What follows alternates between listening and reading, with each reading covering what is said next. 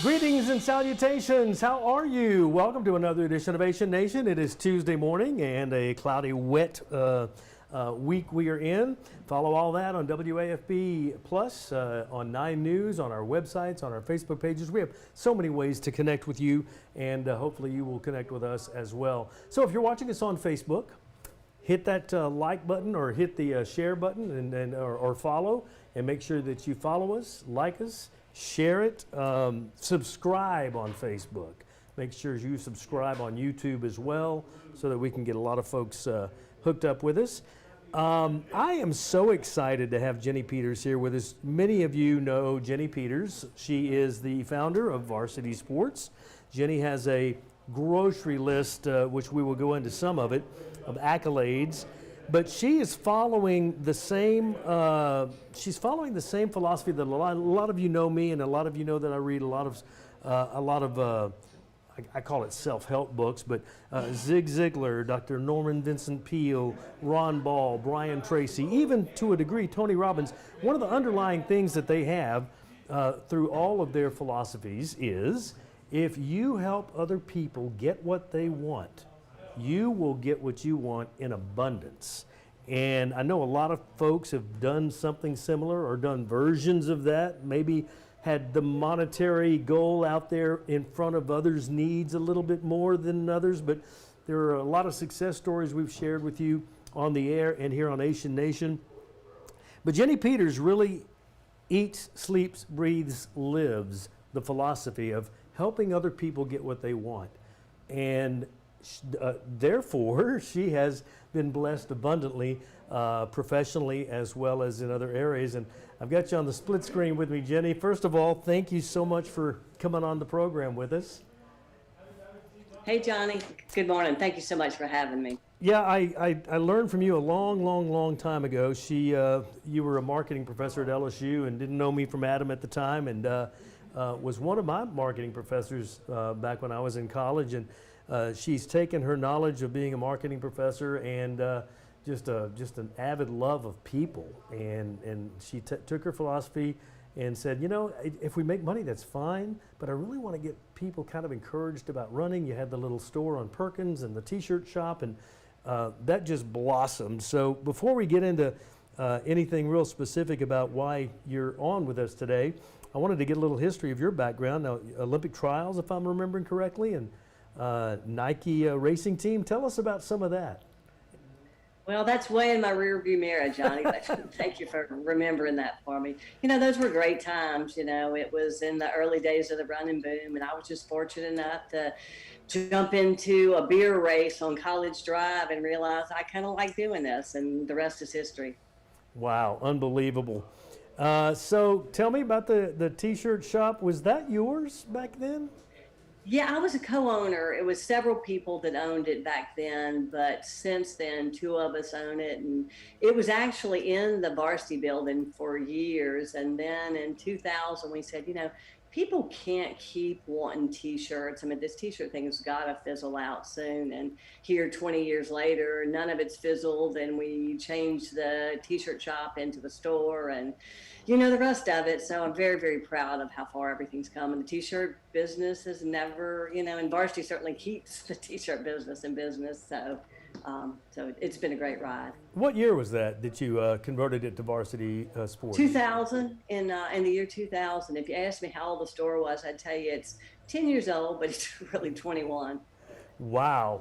So I'm going to put up a graphic here, and I don't know if you'll be able to see it or not. I'm hoping you will. Of all of your locations, now you have the Baton Rouge store, which is your original on Perkins. Now you've also opened Mandeville. You've also opened one on Magazine Street and one in Lakeview out on Harrison. You have four locations? Can you believe that? I'm like the parent that said we're just going to have one child and probably should have stuck with that. But lo and behold, I've got, four of them. Tell me the story about Lakeview. You were kind of giving me, we talked yesterday and swapped emails this morning, but you told me that the Lakeview story had a story. Is that correct? To the extent that, back last year was not a time when most people were thinking of opening new business. It was more like, how do I keep my business going? And I was kind of part of that too. And a lot of running stores, sadly, across the country had to close their doors during the pandemic. But here this opportunity comes mid-pandemic to open yet a new store. So, we went with it, rolled the dice, and it's been fantastic. So that was mid-20 or late 20? Yes, yep. Towards the end of it, we opened it in December. It's a small little store. The cool thing is it's in a little center that shares the parking lot with District Donuts. So we do a lot with them. So it's two locals right there in a great area. What a great idea, and what a great location over on Perkins. You're right there by the the LSU lakes, and a lot of running goes on the LSU lakes, and you being a runner. And what I like about Varsity Sports, and that's where I've come to buy, a little, not supposed to endorse, but I'm going to, a little endorsement, where I buy my shoes, and not because the quality of the shoes or the brands are any different, but your folks will actually watch you walk and kind of study your gait and help you. Like, for instance, for years, I wore custom-made orthotics because I had horrible shin splints, which was one of the reasons that kept me from jogging. I'm not a runner. I don't want to be a runner, but a jogger for health reasons more than anything else. And I would get horrible shin splints, so I had custom-made orthotics. And I went into your store and had one of your people here in Baton Rouge, and he said, "Have you ever considered not using orthotics?" I said, "Oh my gosh, no." And he goes, "Well, let me talk to you about that and talk to you about the pros and cons and the whys we don't recommend orthotics necessarily, and show you a couple of shoes." And I got to tell you, I'm in a pair of Asics right now that no orthotics, and I have no problem with my shins, none. So to me, that's one of the many things that sets you guys apart, is that you're going to work with every individual, because all of our gaits are different, all of our goals are different, and you all take that into consideration before you ever bring us into the shoe room. And I thought that was kind of unique. Is it? A good running store would do that. And, we've evolved over the years. We've learned so much. And I've got the great fortune of having a staff that, probably the average number of years that people are on my staff is like probably 10 years. They come and they stay. And those people have got such a body of knowledge. And we do work with the doctors in town. And, if an orthotic is what's the best for patient care, then great. But if it's not, the shoes are so well designed, and we kind of have an understanding of how that works with people's biomechanics. Let's say we have a great understanding after 20 years. I call my education the School of Hard Knocks. If I hadn't had the injury, I've seen it in the store. So, that's quite an encyclopedia of stuff. You were telling the story too, I think, about kind of pulling your back one time, swatting a fly. It can be just something simple like that. Yeah.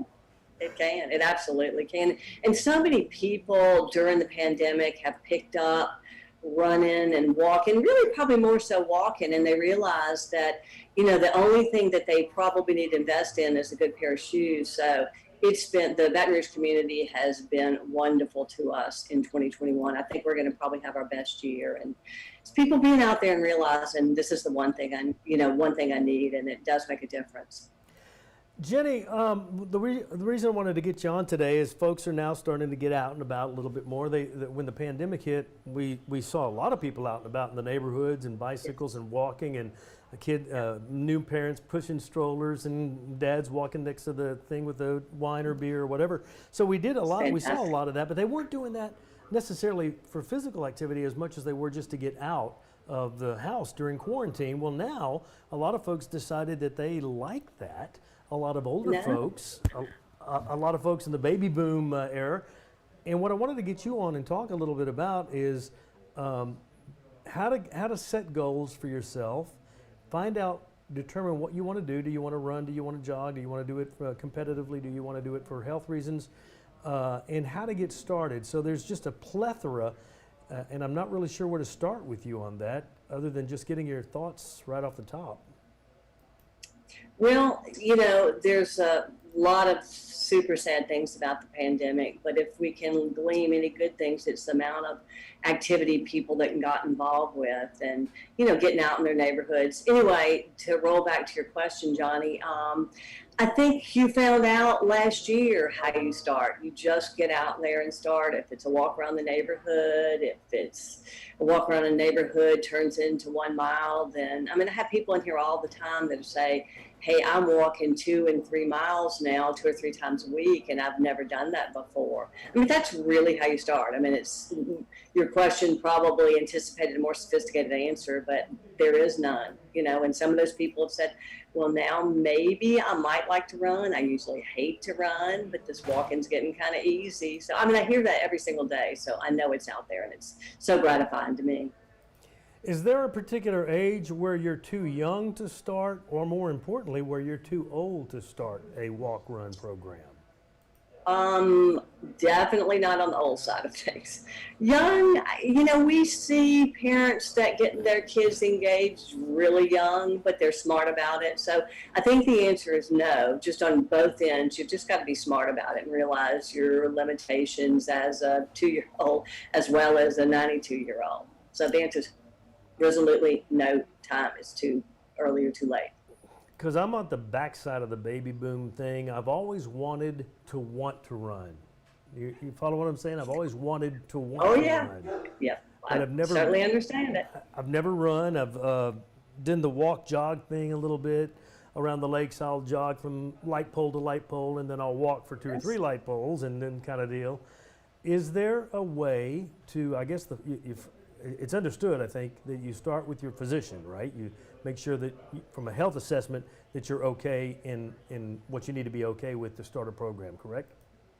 Yeah, I guess so. Most people are healthy enough to at least walk, and if they're not, it's conversely, the walk-in is going to help them get more healthy. So, but if you're one of those people that may be a little bit compromised, maybe so, but, I wouldn't let a trip to the physician stop me from getting out there this afternoon and doing something. So it's just a simple thing. How to make yourself want to run.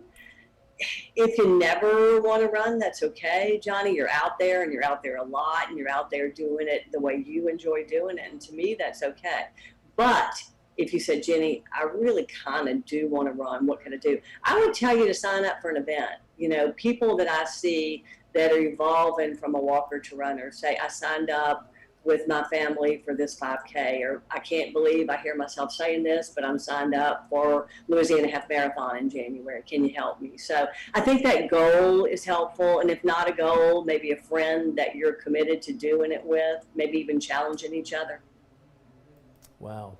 So someone who's never run before, and they're kind of I want to talk to the baby boomers for a second, and I'm talking to myself, obviously. To start a program, what do you think about obviously, like what you said, sign up for an event, but what about these couch to 5K type programs? Are you a fan of those? Not so much?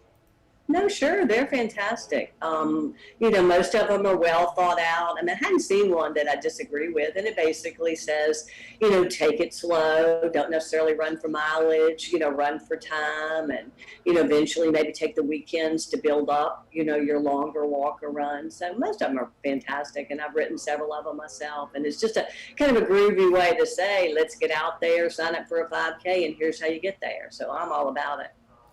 When talking to some of your runners, did the pandemic affect them? The ones that you may know of that actually had COVID, I'm hearing stories that it took me forever to get back to the level that I was.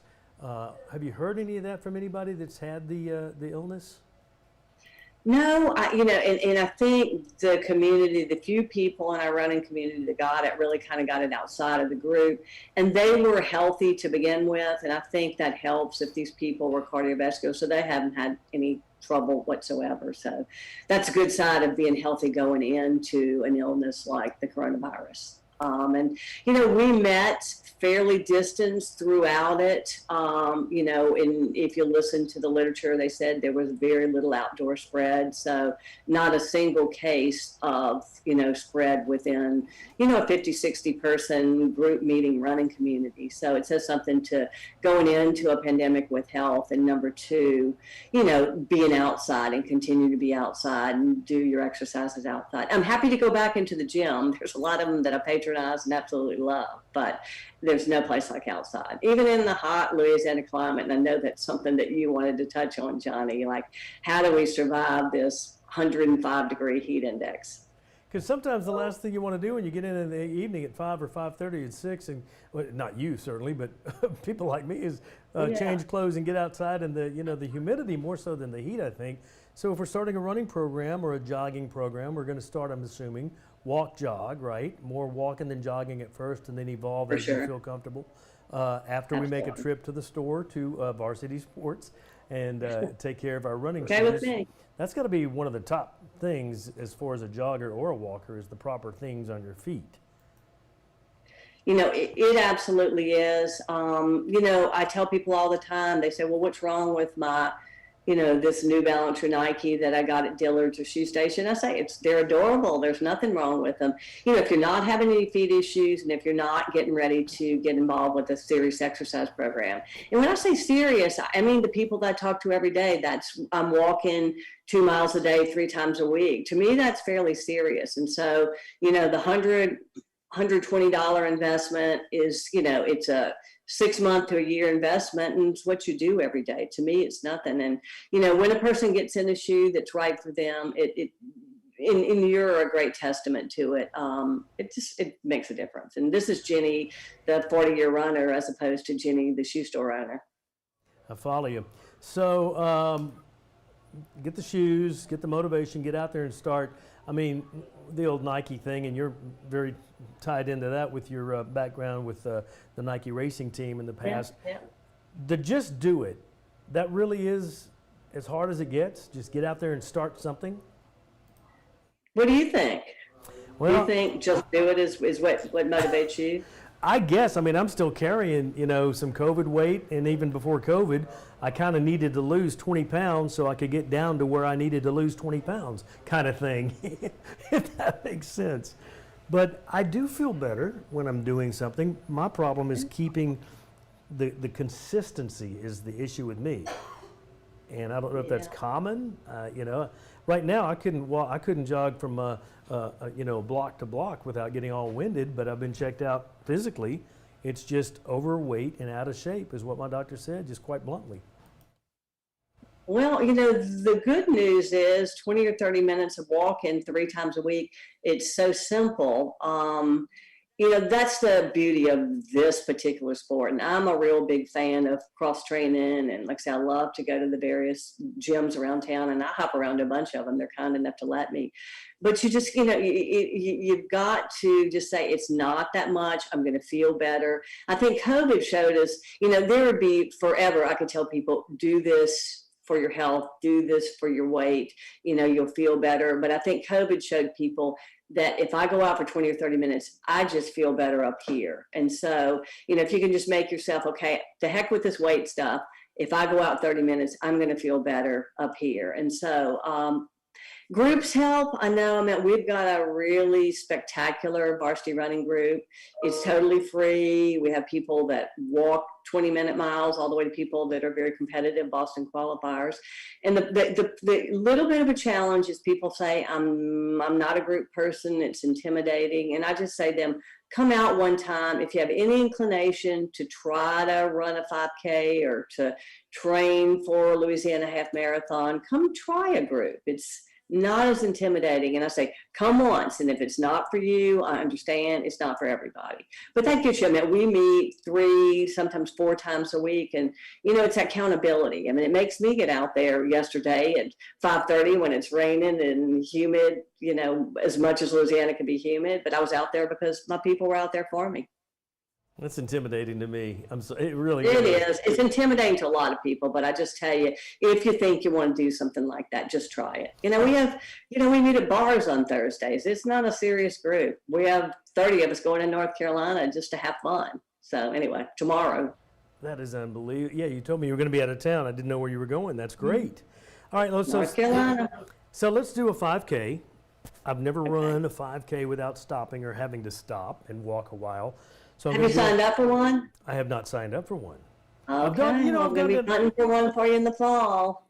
Well, I've got one that, I mean, you got the Happy's Running Club, I think, still on Tuesdays, right? Yeah, they're fantastic. Yeah, we're a sponsor of that. We don't organize it, but that's a good one for people that are a little bit intimidated kind of by the varsity training schedule. You know, Happy's is just fun people, but they're happy, and we're a sponsor of that, and they're just a big supporter of that. You know, they run a 5K, but the thing is, an organized 5K makes you, it's like, it's an accountability, it's a goal, it's a lot of things that you don't slack off as much. You know, if you'd ask anybody around you about that, is, you know, I've got a goal and it's this, you know, whatever the 5K is. There's used to be one every weekend, but, you know, with the pandemic, I don't even know which one I'm going to talk into signing up for. So sign up for a 5K, and the varsity, the one downtown has been the one I'm talking about. Now I just couldn't run the. They do that every Tuesday. They do that every Tuesday night, so it's not an organized, you know, event. Let me just give you, for instance, one that I know will be on the calendar, and it's Turkey Trot on Thanksgiving morning. What a perfect thing to do is go burn off your calories before the meal. But, you know, let's say you signed up for that and there's 600 people of all abilities out there. You're going to make yourself get in the kind of shape to do that because you've committed to do it. So I know it sounds a little harsh. This is Coach Jenni going here, but still. Everybody needs a Coach Jenni. So we get the shoes. I'm there. We get the checkout from the doctor. We get the shoes. Now it's hot, so you want to start a 5K. I'm assuming hydration before and during and after is appropriate, or are there any other supplements that somebody that just wants to jog a 5K in the fall but has never done anything, what do we need to know about nutrition during training and pre or post run? Well, a couple things come to mind, particularly for our clinic. There's a lot of hydration calculators online, and I'm always shocked because I do it just for fun. Not often, I mean, like what I mean, you know, every year or so, it's like, okay, let me see where I am. That takes into consideration your age, your gender, your level of activity, and where you live. And my hydration calculator usually says I need between 80 and 96 ounces of water a day. That's a lot of water. I probably get close to the 80, but every time I do that, I'm a little more conscious. It's like, oh gosh, you know, I've got to have more water. And, you know, some people need to supplement salt if they're losing a couple salts. You know, again, we're conscious of the DASH diet and, you know some of the dangers of salt, but in our climate, it's different. One other quick point that I might make is that there's a lot of studies, and there's actually a chart that deals with the exertion levels in heat and humidity. And trying to simplify it, it just says that when you're in those really 80, 90, and 100-degree heat index days, that your perceived exertion for a pace is much slower than you usually are. And it's usually about 20 seconds. And for instance, if you typically feel okay, 10-minute pace is your normal pace, that in a hot day, that 10-20 is going to feel the same as the old 10-minute pace, just because that's the effect of the heat and humidity on your body and your body function. So slow down because it's normal. Well, I found that as I'm aging, I'm 61, as I'm aging, I dehydrate quicker just with normal activity. There's studies that say that. So, age is part of that calculation. Okay, so we get the shoes. Any pavement we need to be aware of? I know there's concrete, and then there's the track type material. There's grass, dirt. Are there things that are better for a beginner or for a jogger than others? And where might we find said good tracks in the area? I can't stand to run around in a circle. I got to be on the lake or outside or something. I'm 100% with you. I'm one of those fighting the good fight to get more off-road opportunities in Baton Rouge and paths and trails. We're not as blessed as some communities in that regard, but good Lord, we're blessed with the University Lakes, which are fabulous. If you can go and get on some off-road or some soft pavement, that's great. It's just not as available to us as other people, But then, one thing is variety. I did a little segment last year for 225 about places to run in Baton Rouge that you don't know about. And there's just so many great places. At the Goodwood area, there's Goodwood Park, for instance, it's behind Brouhaha. That's a half-mile oval. We use it to work out all the time. It's shady, it's asphalt, which is a little bit softer. So, you can go to Goodwood Park and do 2 loops of the park and have a mile in.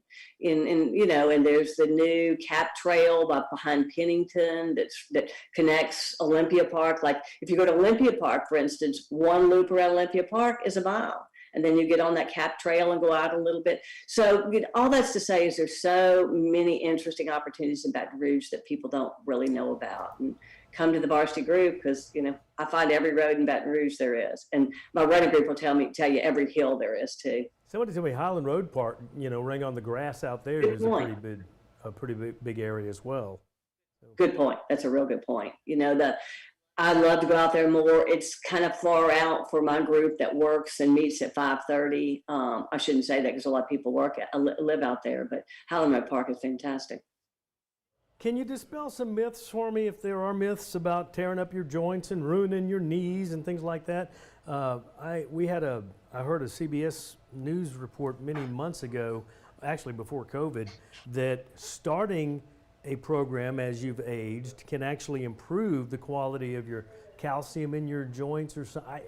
I wasn't paying really a lot of attention to it, but all I've heard is, you're going to ruin your knees if you start jogging. You might just stick to walking. Is that any credence to that? No. And more recent studies that I've been involved with, actually I was part of a Olympic trials study back in the 80s because they wanted to trace the women as they got older, kind of trace sort of this type of thing.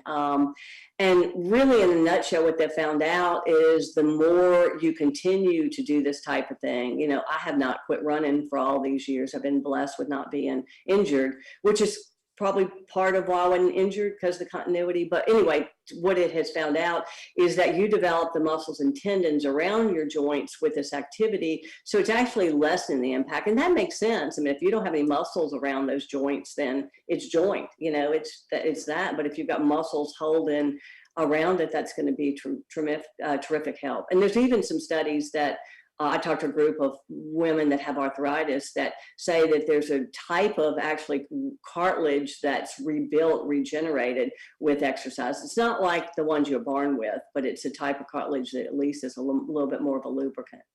So, there's some people that absolutely can't. They've probably pushed it too far before they started it, but not many.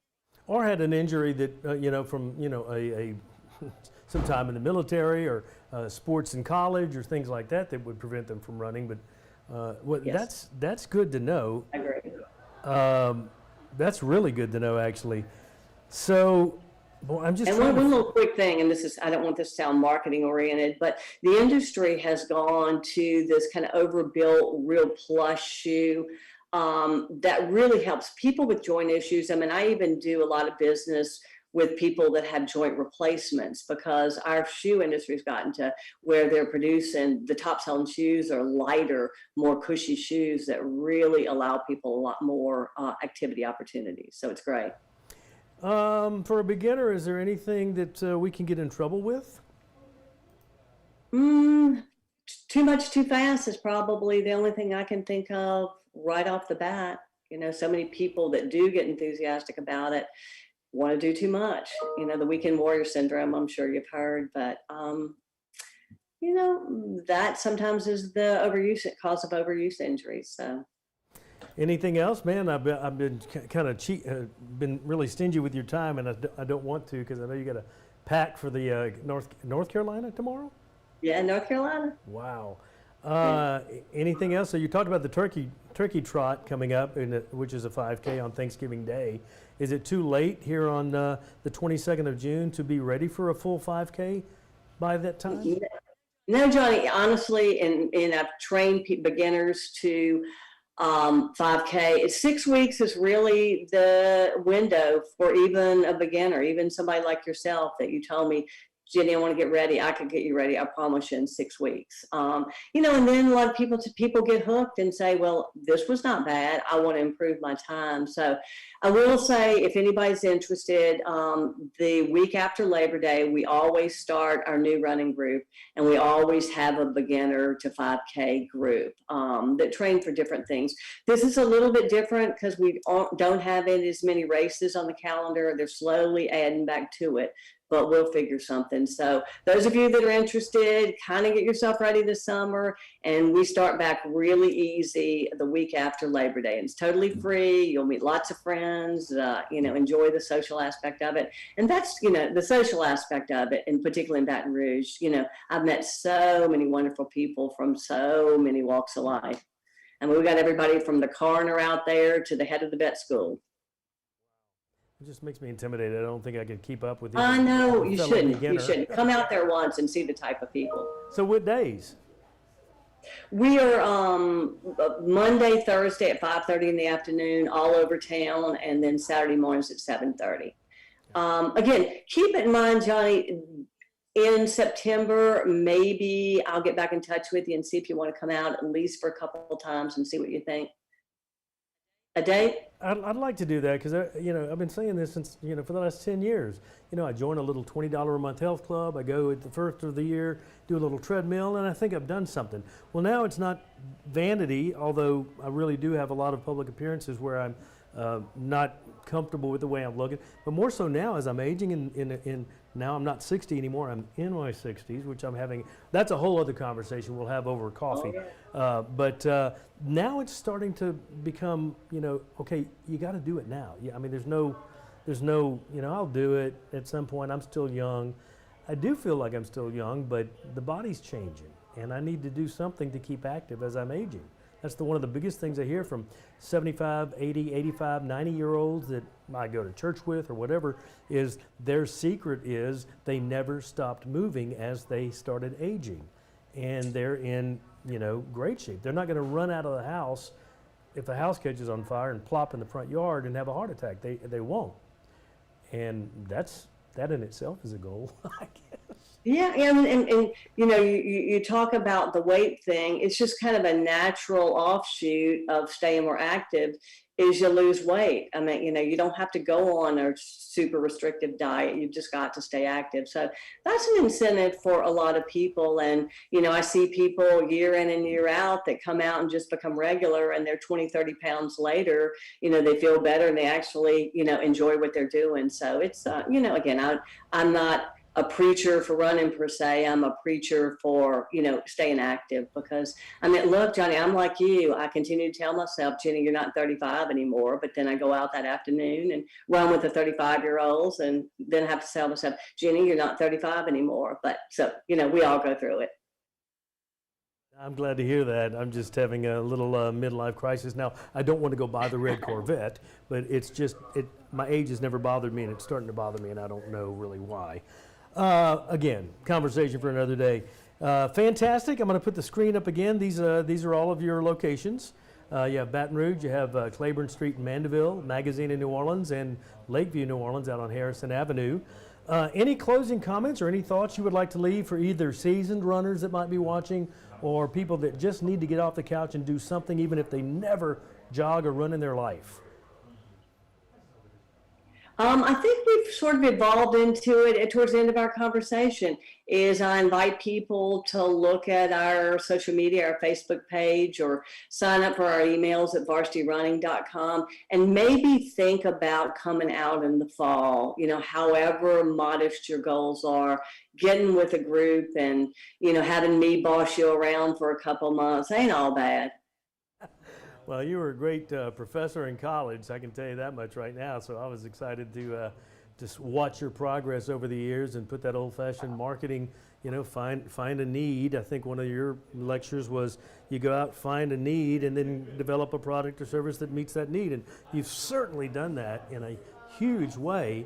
But again, as the beginning of the program, that wasn't your original motivation, was the financial end of it. You wanted to help people.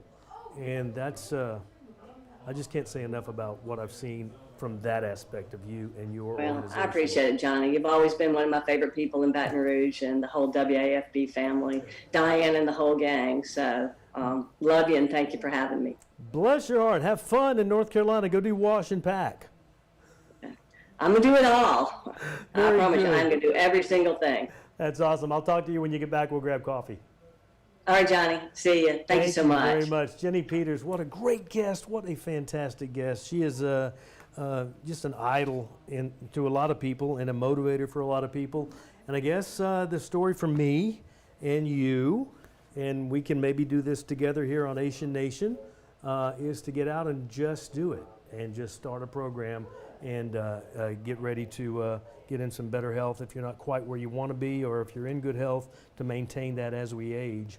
I've had a great time with you here today. This is Asian Nation. We do it every Tuesday morning at 11 o'clock in the morning, or 10 o'clock in the morning, 10 to 10:30ish. So make sure you like us on Facebook. Make sure you subscribe on YouTube, and we will certainly be able to keep up with you on our social platform and in the coming weeks and things like that. And I'm hoping the interstate's clear. I'm about to go jump on it. I'll see you tomorrow morning on 9 News This Morning. Have a great rest of your Tuesday. Bye-bye.